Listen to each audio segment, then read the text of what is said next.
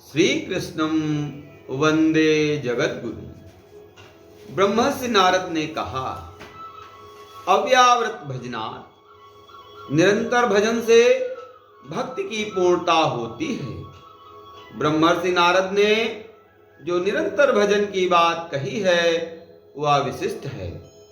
मनुष्य को अन्य कोई साधन आए अथवा न आए, उसे शास्त्रीय ज्ञान हो अथवा न हो, वह मात्र से भगवान का निरंतर भजन करे तो उसे वह तत्व ज्ञान प्राप्त हो जाता है जो इस मानव शरीर का उद्देश्य है। क्योंकि श्री भगवान के निरंतर भजन करने से श्री भगवान उस पर अपनी कृपा कर देते हैं। क्योंकि ऐसा भक्त संसार से विमुख होने लगता है और श्री भगवान में अपनी स्थिति बना लेता है। इसलिए ब्रह्मर्षि नारद का यह कथन सही है। पहले तो भजन में निरंतरता नहीं रहती है, परंतु कुछ दिनों पश्चात भजन में निरंतरता आने लगती है, जो साधक को पूर्णता की ओर ले जाती है। जैसे निरंतरता बढ़ती है, अर्थात जैसे भजन में विस्मृति नहीं होती है, वैसे वैसे तत्व ज्ञान का आभास होने लगता है। श्री गीता जी में भी इसी प्रकार का एक प्रकरण आया है। अनन्य चेता सत्यम यो माम स्मृति नित्य सह तस्याहम सुलभ पार्थ नित्य युक्त से योगिना। अर्थात श्री भगवान ने कहा कि जो साधक मुझ में अनंत चित्त लगाकर नित्य सतत मेरा स्मरण करता है, उस नित्य निरंतर मेरे स्मरण में लगे हुए योगी के लिए मैं सुलभ हूं। श्री भगवान के इस कथन में अनन्य चिंतन और निरंतर स्मरण दो तथ्य प्रमुख हैं।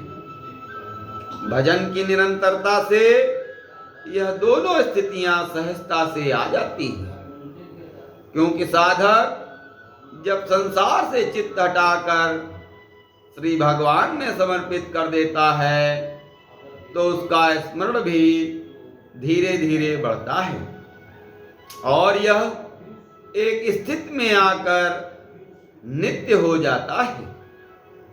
पहले अनित्य रहता है और धीरे धीरे उसमें निरंतरता आती जाती है।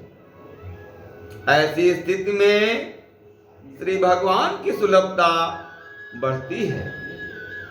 ब्रह्मर्षि नारद ने जो निरंतर भजन की बात कही है, वही भजन अनन्य चिंतन और निरंतर स्मरण के रूप में प्रकट होता है।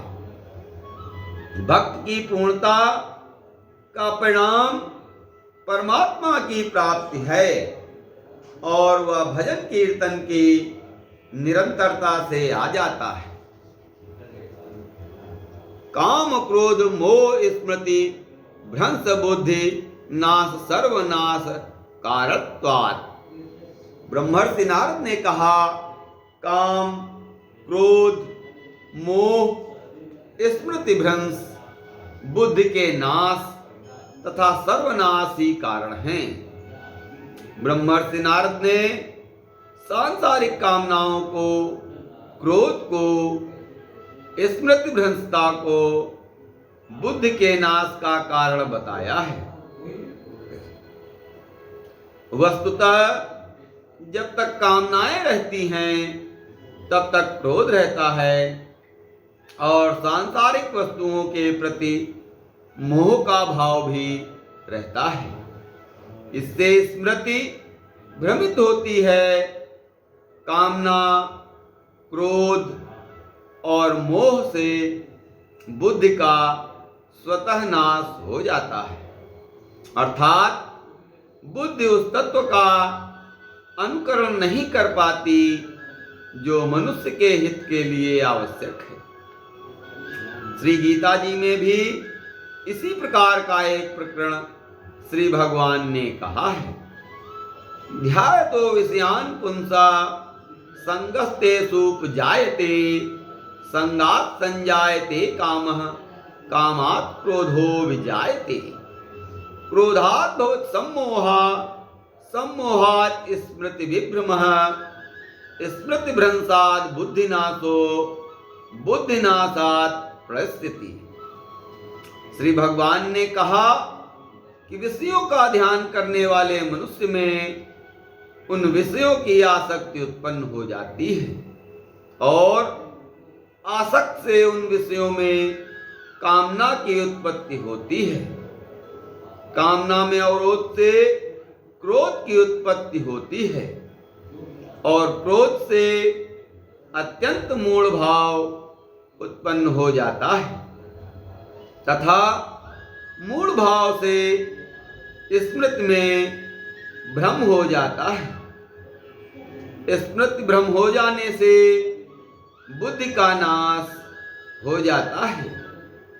बुद्धि के नाश होने से मनुष्य का विनाश हो जाता है। ब्रह्मर्षि नारद ने कामना क्रोध मोह और स्मृति भ्रम से बुद्धिनाश तथा सर्वनाश का क्रम वर्णित किया है।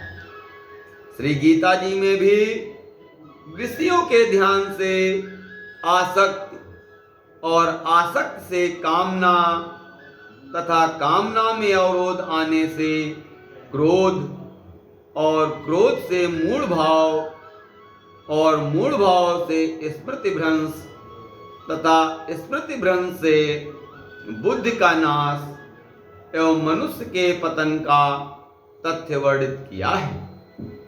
इस प्रकार दोनों प्रकरण एक समान हैं, क्योंकि स्मृति में भ्रम कामना क्रोध और मोह ही कारण होते हैं, वैसे मनुष्य में वह स्मृति भ्रंश रहती है जो उसके कल्याण का कारण होती है। परंतु जब कामनाएं बढ़ जाती हैं तो क्रोध की मात्रा बढ़ना स्वाभाविक है और जब क्रोध बढ़ जाता है तो स्मृति में वह बात नहीं रह पाती कि उसे क्या करना उचित है अथवा क्या करना अनुचित है, अर्थात वह उचित अनुचित के विवेक को भूल जाता है। ब्रह्मर्षि नारद ने माया के पार जाने के तत्व को वर्णित करते हुए कहा है कि यो विविक्त स्थानम सेवते यो लोक बंध मुन्मूलयत निस्त्रय गुण्यो भवति योग क्षेमम त्यजति। जो साधक उस स्थान पर रहता है जहां मनुष्य नहीं रहते, जहां सांसारिक बंधनों का परित्याग हो जाता है, ऐसा साधक तीनों गुण से परे हो जाता है और अपने योगक्षेम का त्याग कर डालता है। ब्रह्मर्षि नारद की दृष्टि में तत्व प्राप्ति के लिए 4 तथ्य विशिष्ट हैं। एक तो निर्जन स्थान में रहना, सांसारिक बंधनों का परित्याग कर देना, तीनों गुणों से परे हो जाना और अपने योगक्षेम की चाहना न करना। श्री गीता जी में श्री भगवान ने इन तथ्यों को पृथक पृथक स्थानों पर कहा है। पहला, विविक्त देश सेवित्वा मरीतिर्जन संसदी। दूसरा, निस्त्रय गुण्यो भवार्जुन।